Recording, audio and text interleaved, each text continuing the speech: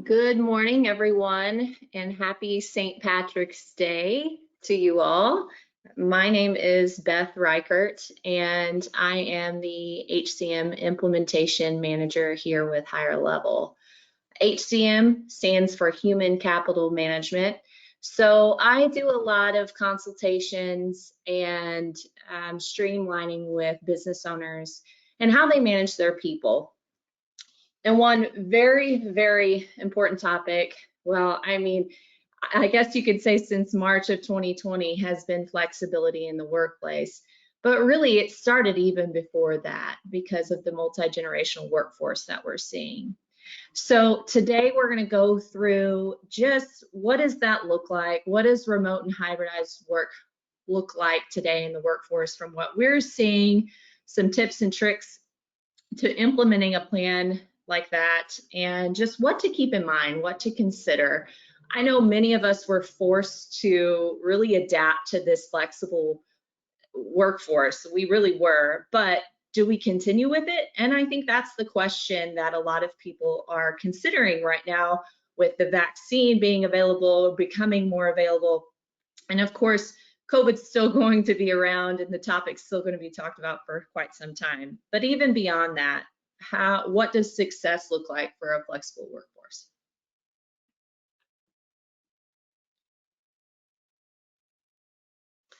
Okay, so post-pandemic and remote and hybridized work. Like I said, COVID-19 transformed the relationships that we have in our offices.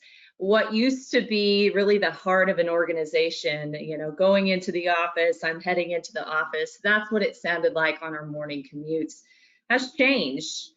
Many people have either implemented a hybridized work, which it basically supports the model of mixed offices or mixed employees and how they're going in.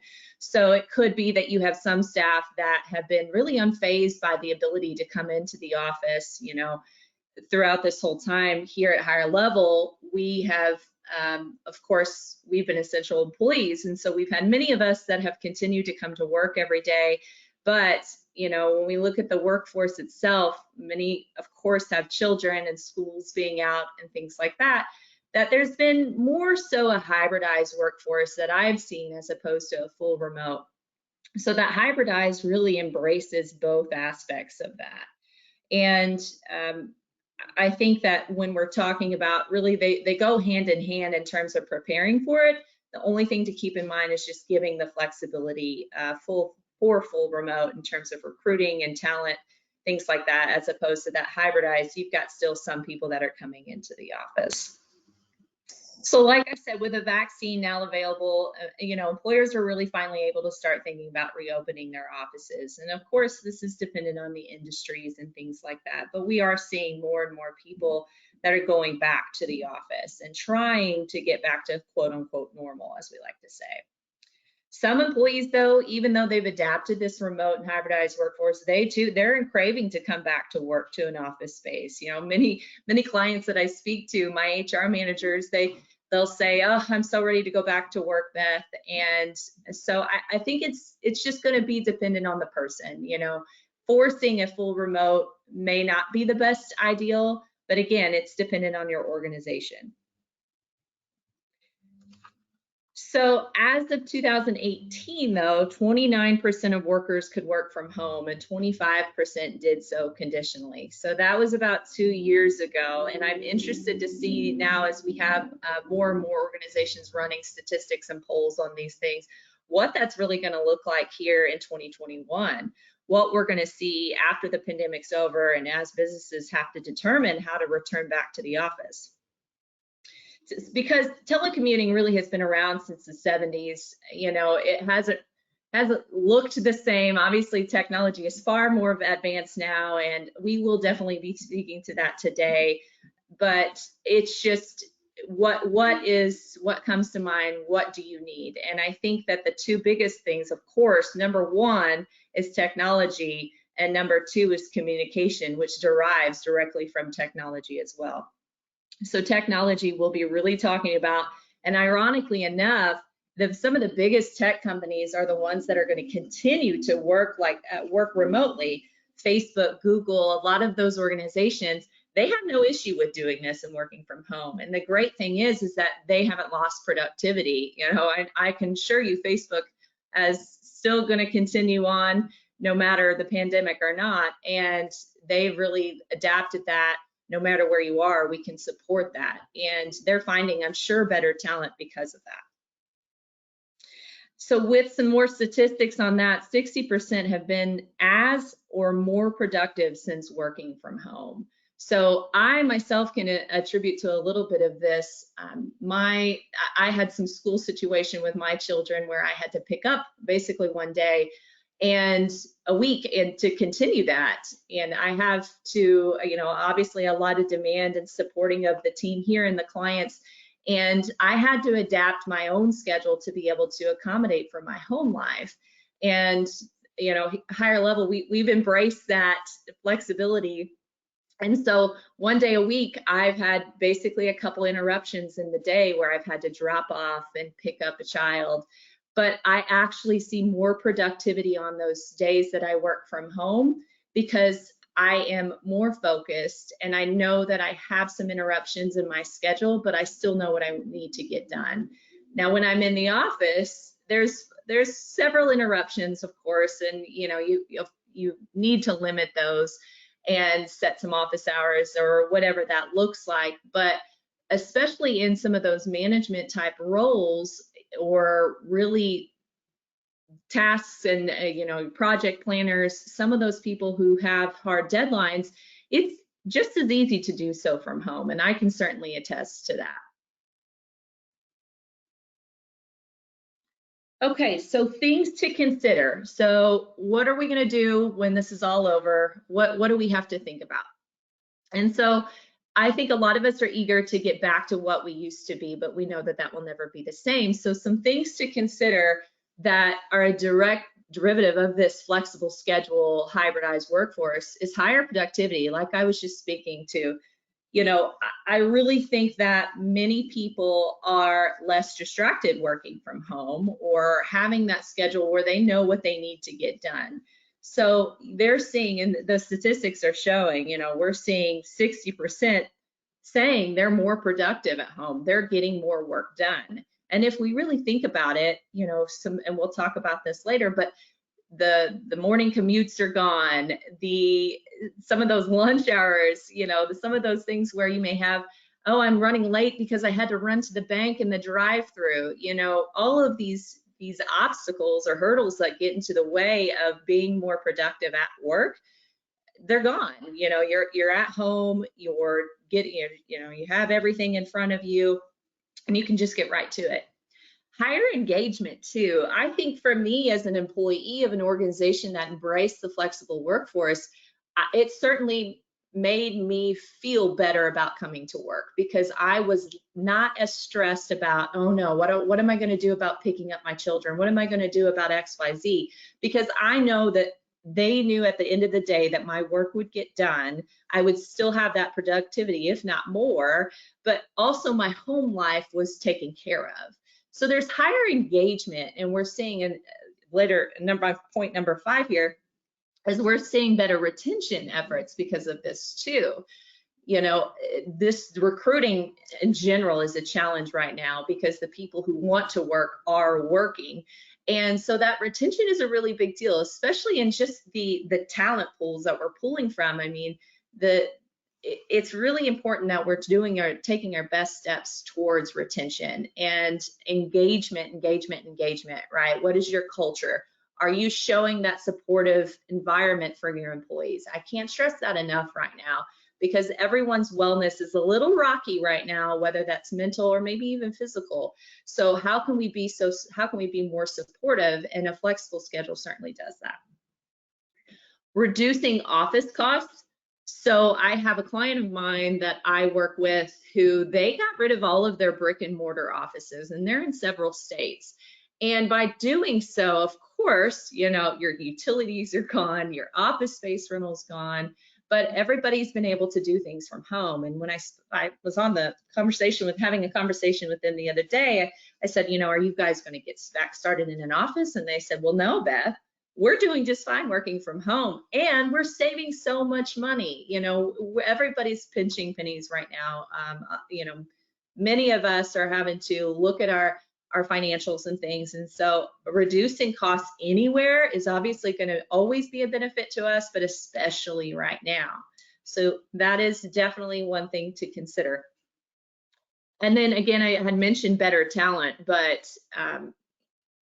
you don't have to just limit yourself to the talent that's within your area. If you're allowing people to work remotely, people can work remotely from anywhere. As long as you have the tools in place and the expectations set, you can remote on the West Coast or the East Coast, no matter where you're sitting. If you're sitting in the Midwest or in here in Southern Illinois where I'm at, we've got team members that work, we've got a team member that works in Mississippi, one in Lexington, Kentucky, and they're doing the same thing that we are doing here in the office, and they're managing it just fine. So you're going to find better talent if you're not limiting yourself to a certain area. So consider that, and considering your recruiting efforts and what you can find outside of where you're at.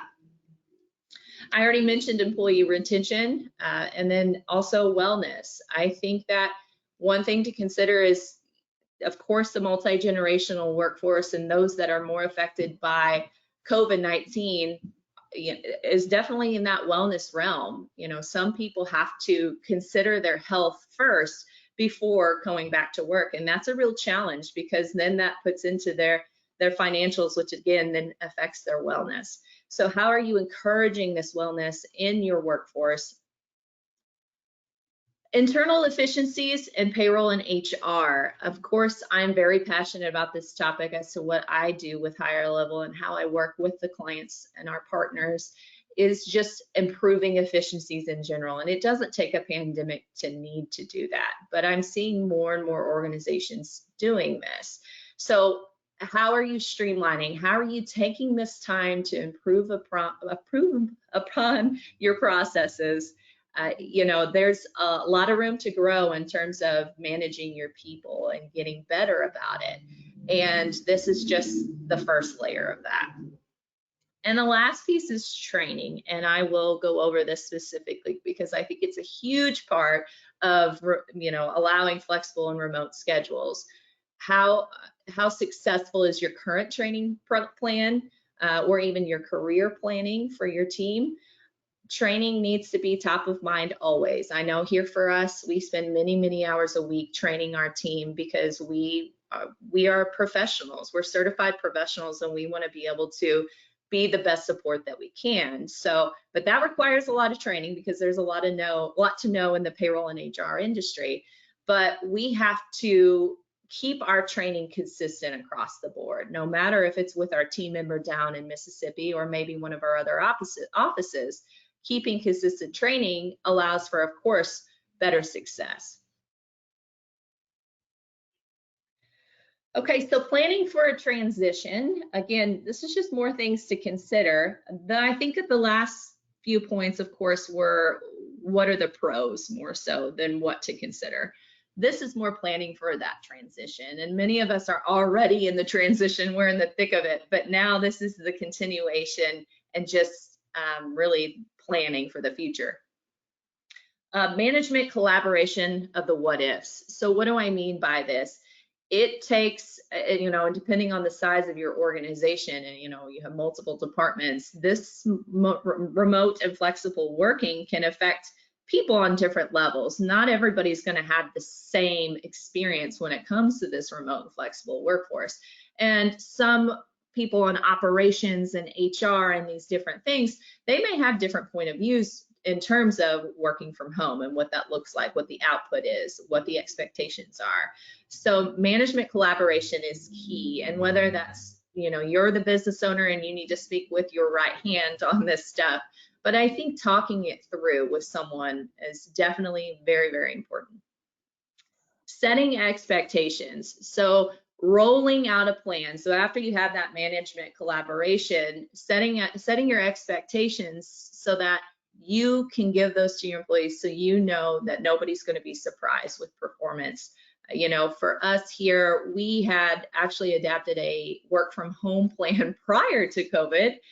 We started in 2020 where, depending on seniority or tenure, we were able to take a day, and of course a day up to 4 days a month. And so that had already been put in place, and that really helped, I think, us just go right into the flexible schedules. But we had to set the expectation for equipment. You know, we did, of course, provide some equipment to those employees that choose to work from home, but of course, internet is always a challenge. I think that internet is one of the cons, because depending on where you work, you may not have reliable internet. And you have to be sure that if you're working heavily with technology or software, et cetera, you may require a higher speed of internet. And so we had to set some expectations and guidelines too. If you choose to work from home, you are required to have a certain speed of internet. And I think those are some things to consider. What does someone need to have at home to be successful? And put that into plan and set those expectations. So that's, of course, blending right into creating policies and remote resource documents. So again, when we talk about compliance and things like that, or just really keeping that engagement, making sure that everybody knows and that they can refer back to a document if they need to, because right, we're working from home. And then form the communication. What does that mean? What does communication need to look like? How often should somebody be checking in? Where, you know, does a daily recap need to be done? You know, that may be excessive in the industry that you work in, but maybe, you know, for us, we do a daily pulse is what we call it. So for about 15 to 30 minutes of the day, we check in the afternoon to see how everyone's doing. Does somebody need help? You know, does anybody have questions, or maybe they're trying to work through something and they're having some challenges? Or even just talking about the wins, right? We don't always have to talk about those challenges, but forming the communication within your organization. Again, I think communication is probably the number one things to successfully keeping this going in your organization. Streamline your technology and tools. You have to invest in technology to be able to adapt something like this. There's no way around it. But when you talk about investing in technology, you're talking about your return on investment. You're making your team and yourself more efficient by investing in a product that is, maybe it's your email, maybe it's the web chat that you're using tool. You know, we've really taken the time to look at the software that we use and say, okay, is this causing us more of a headache or more of a challenge, or is this making our communication better? Company equipment, evaluate what equipment that you have on hand. What can you provide to your staff? You know, do you have laptops? Do you have equipment that they can have at home? Webcams, maybe you have an older laptop that doesn't have an integrated webcam or integrated speakers. Definitely important to evaluate what equipment you have, and then of course looking at your budget to see when can I invest in what upgrades can I do. And support employees' work-life balance. I think when you're planning for a transition like this, of course we always need to keep the employees in mind. Yes, we want this to of course result in higher productivity and more revenue, but you have to support the employees' work-life balance, because the employees are the lifeline of an organization. And without that engagement and that retention and that wellness, that work-life balance really needs to be top priority. I do know that one con or one challenge with employees working from home, and what I've experienced with our partners, is that they feel more inclined to work more often. So it's easier with an office there and my computer just to go down and start working at 9 o'clock at night because I thought of something. So really encouraging a work-life balance of, yes, even though your work is at home now, that doesn't mean that you should you should constantly be working, because at the end of the day, that will result in burnout and then of course turnover. And last but not least, compliance. I can't stress this enough, but even though we're allowing people to work remotely and from home and flex schedules, but don't forget to review those Department of Labor regulations depending on what state you're in. So of course, higher level as a partner, we're always sharing some of those labor law requirements, but this is really kind of thrown the Department of Labor for a spin, and how do we make sure we're being compliant?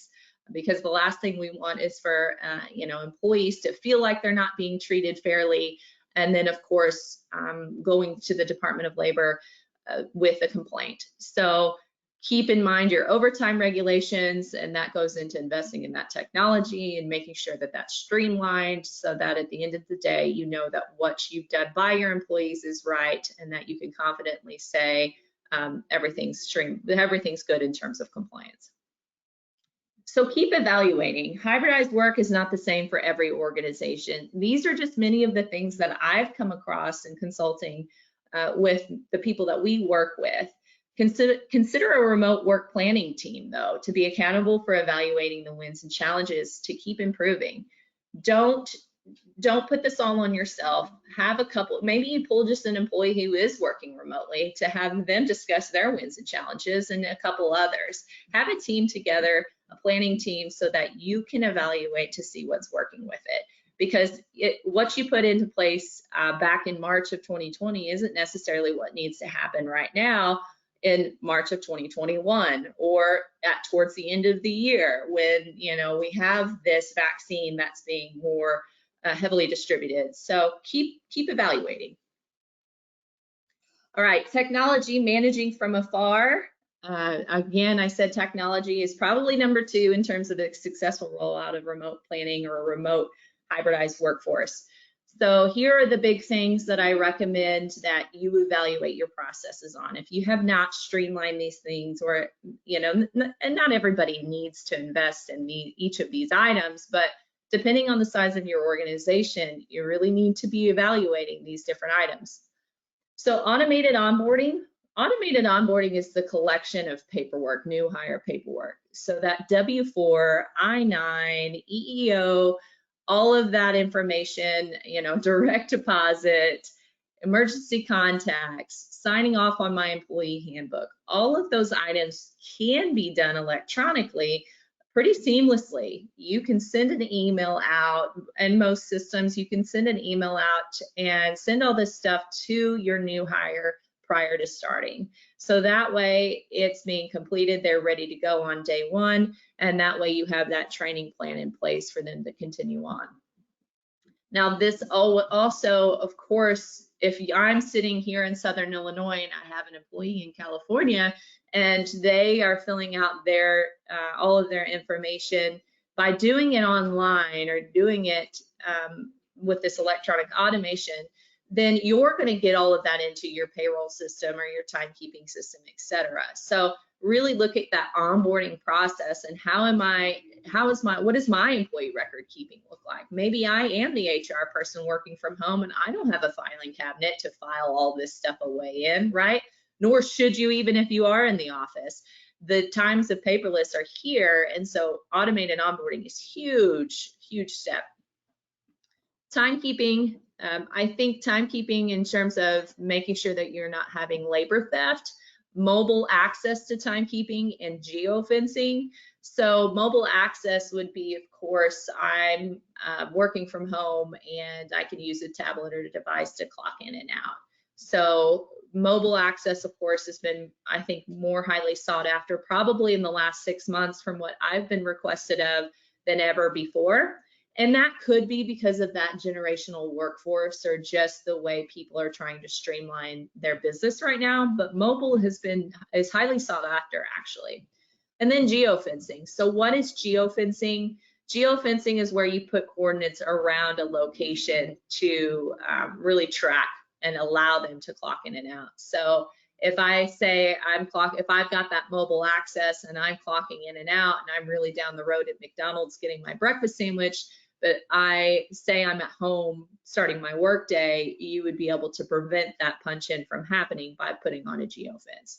So there's several options, and these will just keep enhancing as our workforces change and as technology companies adapt to those trends and just what our workforce is looking like. Time off management. So I know a lot of businesses still get paper slips to request time off, or they keep it on a spreadsheet to see who has PTO balances.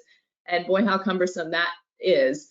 I used to do that in a prior life when I did that for an organization that I work for, and I can only imagine if I had to do that right now during the COVID world.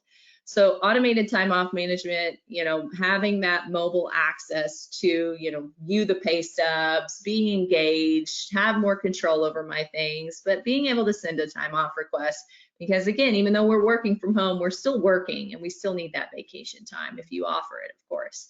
So, and even sick time, I can't fail to mention the sick time. The most recent legislation that came out is that COVID sick wages have been extended through September 30th of 2021.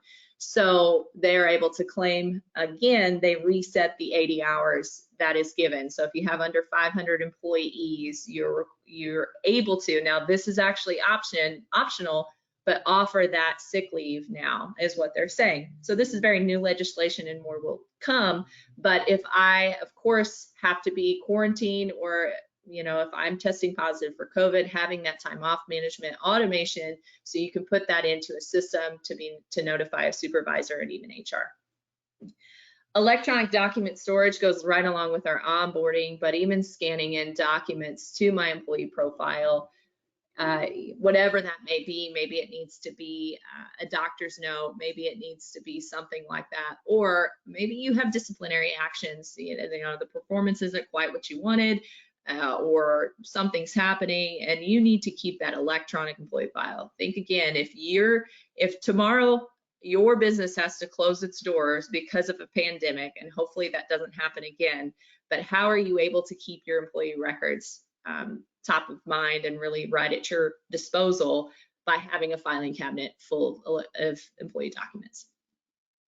Performance reviews, of course, career planning, we really coach that here at higher level, but performance reviews are really important. And you can automate that process as well. So you can get employee feedback from those remote employees. They can do a self-evaluated completion, and the supervisor can as well, and that can all be reviewed with each other. So performance reviews don't have to be a pen and paper. Really nothing has to be a pen and paper when it comes to employee management. Last but not least, benefits management. If I have any HR people on the call here that deal with open enrollment, this is something that I usually lead a webinar on at least once or twice a year, because I really preach in the streamlining of open enrollment, because I know how challenging it is to collect those forms. This also goes for life event management. Maybe I'm filed for a divorce and now I am eligible for a life event, so a new enrollment. So now I'm only going to have single coverage. Or maybe I just had a baby and I'm, of course, at home. I've not been in the office, and I need to go in and register that life event so that I can then be prompted to enroll for my coverage. So there's a lot of streamlining to do, even out of a pandemic world, when it comes to benefits management and open enrollment. Communication is, of course, my second point here. There's a number of ways that you can streamline the communication for this, but communication has to be consistent. And so I think, again, back to the setting the standards of what that communication needs to look like, but there's a few different ways that we're seeing this, and I'll talk about what higher level uses too. Email check-ins, of course, I don't know about you, but I get a lot of emails all day long, so I'm not so keen on the email check-ins, but every now and then it's worth it. And I think if you're in a service industry like we are, we do use email check-ins, but we also are doing video calls with our clients. Of course, I'm a traditional pick up the phone and talk to someone, but email check-ins are good for really follow-up items, those sort of things. So that way they're not lost in an instant message board. Video calls, we use this so heavily. We have employees now really in a lot of different states, and we use video calls for training. We use video calls, of course, for meeting. We have video calls to talk with clients, to do client training. I mean, video calls are so important. Now, there's a number of different companies out there that are using things. Of course, here we use Microsoft Teams. I know a lot of people use Zoom meetings. There's a number of different methods out there. So figure out what works for you. but really use that. Make sure you have those webcams, make sure you have that audio, because that video call is so engaging, and you barely even tell that you're not with someone, you know, especially for our team. We're talking to people on video calls, team members, all day long, and it's just like they're sitting here in the office with me, ironically. Instant messaging too.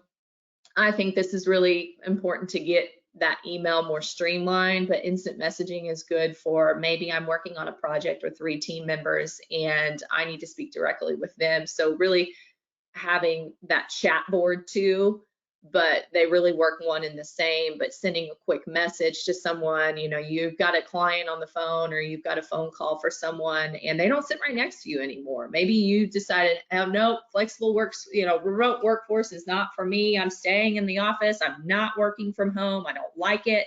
But the person next to me loves it and they have more productivity. So of course you can't just look over and say, hey, I've got so-and-so on the phone. So instant messaging is beneficial in a number of ways, leaving messages, etc. Chat board, again, I mentioned that, well, it goes right there with instant messaging, but chat boards are wonderful and work great, especially with teams in multiple areas. Shared schedules and calendars. I think shared schedules, you know, you can use of course, using technology. All of this goes right back to technology, but sharing schedules across your team, having that available so nobody knows, nobody's wondering, is so-and-so working? They're not answering the call. Well, maybe they have a flex schedule and this is the time that they go to pick up their kid from school. So shared schedules, definitely do that. Work on those calendars and getting that streamlined. And then, of course, again, equipment. If you don't have good equipment, none of this is going to be possible. So you have to put a little bit of investment in the equipment to make sure that, you know, this goes smoothly. Okay, so training. I had mentioned training, and I want to talk about what a learning management system does.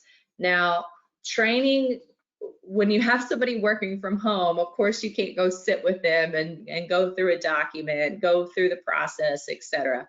Now, that video chat stuff, you can do share screens, just like I'm doing right now. So investing in that, again, is really important because you can do share screen if you're doing hands-on training. But a learning management system keeps things consistent by putting it in a basically an electronic library. So no matter what your workforce dynamic is, all of that is available no matter where you sit. So when it's time to onboard new hires or help even longtime staff members get trained up on a new process or a new something, continuing education, or maybe you're doing the required sexual harassment training here in the state of Illinois, you want to have that streamlined so that way you're consistently tracking it. So consider the advantage of a learning management system, or as we call it, an LMS, for employee training while you structure your remote workforce. So what are the pros to a learn management system and LMS? Of course, that anytime, anywhere access. That's what it starts with. A good LMS system, you don't have to remote into a server. You don't have to do any of that. I can be at home. I could be at work. I can be anywhere to be able to get caught up on my training. So a good LMS should also have some ready-made courses. I think that it's really important that you don't have to create every single course, but having those some generic, maybe you have like an accounting 101. I've seen Office 365, the sexual harassment trainings, OSHA trainings, all of those relevant trainings. Really a good LMS system has ready-made courses. And then of course, custom training courses. You don't just want the typical, everybody needs to know this to work in an office setting. You need to customize your training to what works for you. So our LMS system, we adapted internally that we also offer to our clients. And when we have adapted it, we have so basically, you know, we do training every week, several hours a week, but when we do a training, we put the content then in our LMS system. So employees can refer back to it. And again, we're spread out all over. Then we can also add in quizzes to really scale how successful that training was. What was the takeaway? Are they going to successfully use this training that we just provided them? And then the curricula can also be deployed based on roles. So if I have a billing person or a salesperson, I can tailor their training program specifically, and then I have it consistent for every new hire in that role that I have in the future.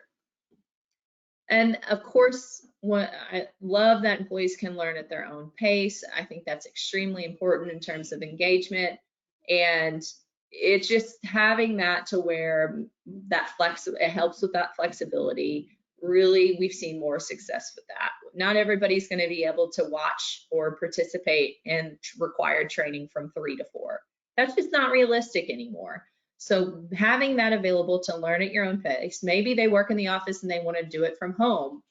Maybe they are working from home and they want to do it in their normal commute time that they used to have. Okay, from 7:30 to 8, I'm going to participate in this training and get it taken care of just before I start my day. So definitely love that. Record keeping, to being able to track who's done what. Again, I'm going to mention that sexual harassment training that's required in Illinois and California, and that's just going to keep happening. Those compliance standards are going to keep happening. So you have to, of course, make sure that that training specifically is done annually. So where do you have those records that shows that they've done it? How are you keeping up with it? Please don't give yourself another spreadsheet to do that, because that's not fun when you have already 20 spreadsheets that you're keeping track of. And then career planning, we really look at ourselves here at higher level. Career planning is huge because we want every employee, every team member to be successful. So using an LMS system to set a target, a training target, to establish that, to set goals, and then to talk about those goals. I think really that's the hidden gem behind an LMS system, is that career planning and engagement. That employee engagement, of course, is key. So it might start with anytime, anywhere access, but it ends up with employee engagement. Okay, so what about the employees? I really want to talk about this because, yes, we're talking about how this is affecting you and your staff and how successful you are, but employees need to consider their style. So maybe you said, yes, this is allowed. Here's the expectations. You have to have this speed of internet. Here's the required tools you need to have at home. But the employees are able to adapt that schedule, of course, after communicating with you. So they need to consider their style of working, really. Maybe, again, this does not work for them. Maybe they want to be in an office. Maybe they want to have a mixed schedule. But the style of working impacts your ability to succeed as a remote employee. By putting that style in a box and giving that to your employee, you're not going to set them up for success. So I think having strategic conversations with those that are choosing to have that hybridized or remote schedule really is going to help them be more successful, and it helps to make sure that your expectations don't go unmet. So some things that they should consider: what do you use your pre-work time for? So I had mentioned that, getting ready before the day. Are you normally preparing your cup of coffee in the kitchen here when you're in the office? What does your pre-work look like before the clock bell rings and you need to start doing your day-to-day stuff? What can you use your normal commute time use to prep for the day? So for me, that's one thing that I love about my work from home day. I have a pretty lengthy commute, 45 minutes to an hour. So I feel like I just am so refreshed and ready to go because I'm not having to sit in my car for an hour. So I can really make use of that time because I'm not wasting it by traveling to the office. I can use that to be more successful, to plan my day, to make sure my lists are organized, etc. So an employee's success does depend on the tools that you provide them and the flexibility to accommodate their schedule while meeting their goals. But there are a few other tips for success. So again, back to my home and my office are in the same place. So taking breaks, it's very easy to just keep going when you're working from home. I can attest to that wholeheartedly. So you have to remember to take your breaks, take your lunch, step away.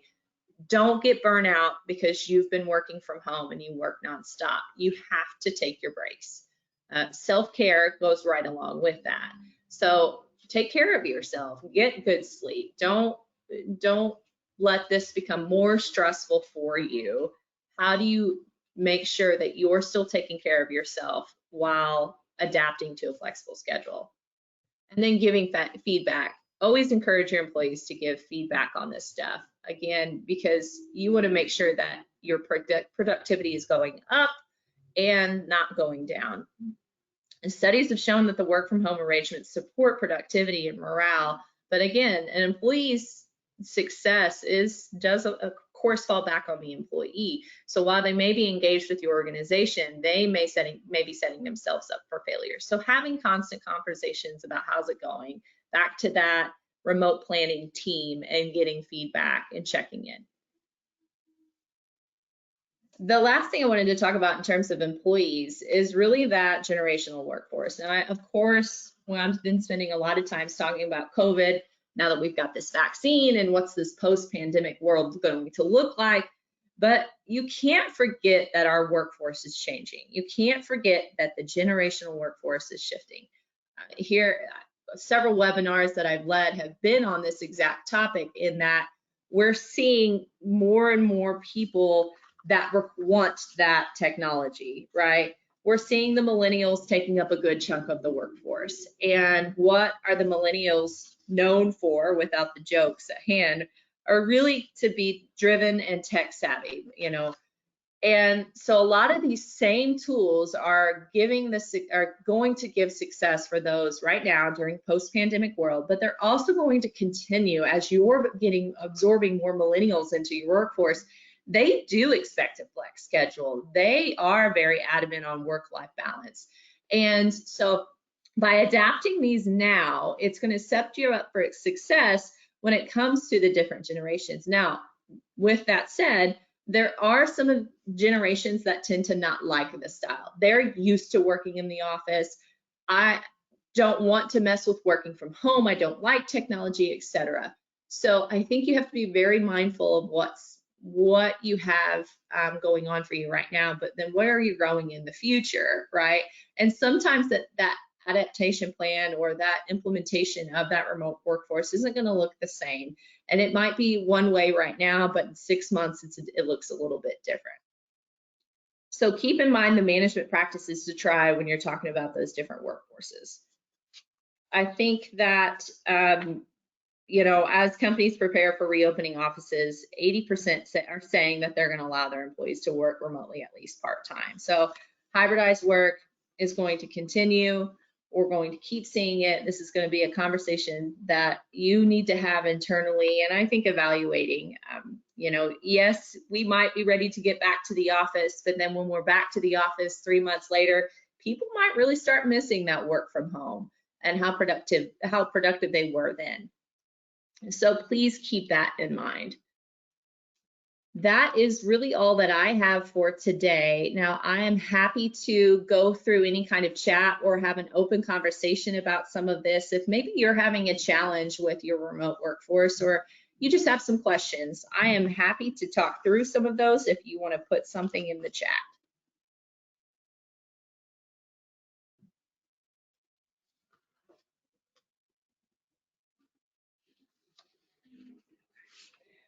All right. Well, otherwise, again, my name is Beth Reichert. I am the HCM implementation manager, and I also manage the operations here. And I would love nothing more to consult with you on some of these things. So feel free to reach out with me. I hope your St. Patrick's Day is full of luck and the rest of your 2021. Have a wonderful day.